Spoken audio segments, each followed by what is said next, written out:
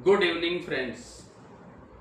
आशा करता हूँ आपका नया साल 2026 बहुत अच्छे से गुजर रहा होगा और आपने जो भी प्लानिंग की होगी उसके अकॉर्डिंग आप चल रहे होंगे।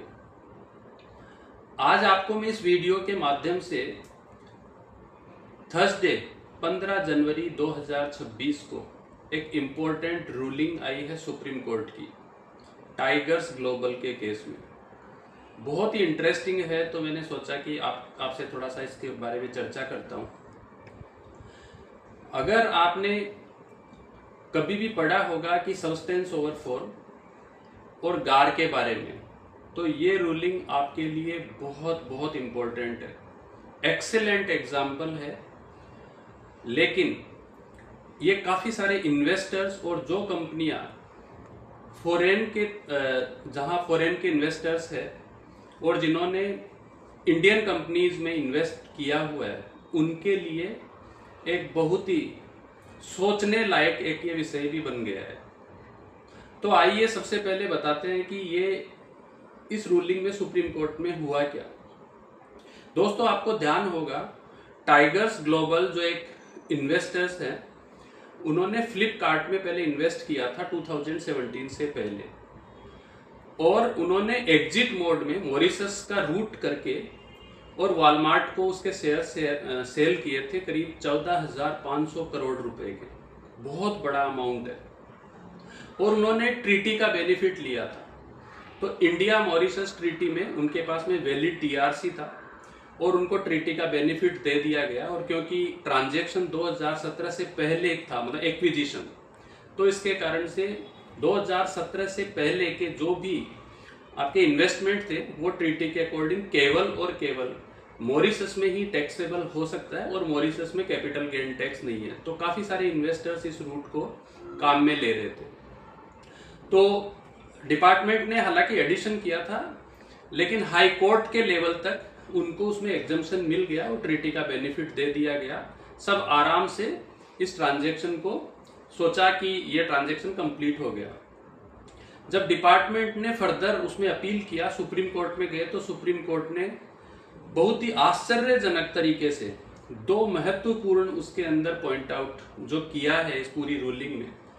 उन्होंने ये कहा है कि गार के प्रोविजंस मैं जब देखूंगा जब एक्चुअल ये कैपिटल गेन टैक्स हुआ, यानी कि आपने एक्विजिशन से मतलब नहीं है, आपने इसका एग्जिट कब किया और कैपिटल गेन कब हुआ। ये एक बहुत इंपॉर्टेंट रूलिंग है। हालांकि गार के प्रोविजंस खुद 2017 से के बाद इफेक्टिव है, लेकिन उन्होंने ये इसका हवाला देते हुए कि एग्जिट कब हुआ है वो रेफरेंस आपको देखा जाएगा, वो आपका नंबर 1। दूसरा, उन्होंने कहा कि सब्सटेंस ओवर फॉर्म, तो उन्होंने कहा केवल और केवल ट्रीटी का बेनिफिट टीआरसी के बेसिस के ऊपर नहीं दिया जा सकता।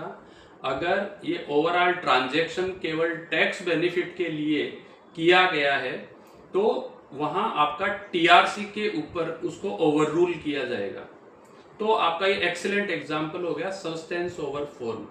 और इस कारण से उन्होंने साफ साफ कह दिया है कि ये transaction subject to capital gain tax है। अब आप सोचिए कि इतने साल गुजरने के बाद में वापस से असेसमेंट ईयर 2018-19 ओपन होने जा रहा है और डिपार्टमेंट इतने बड़े ट्रांजैक्शन 14,500 करोड़ रुपए के ऊपर वापस से टैक्स वसूलने की तैयारी करेगा।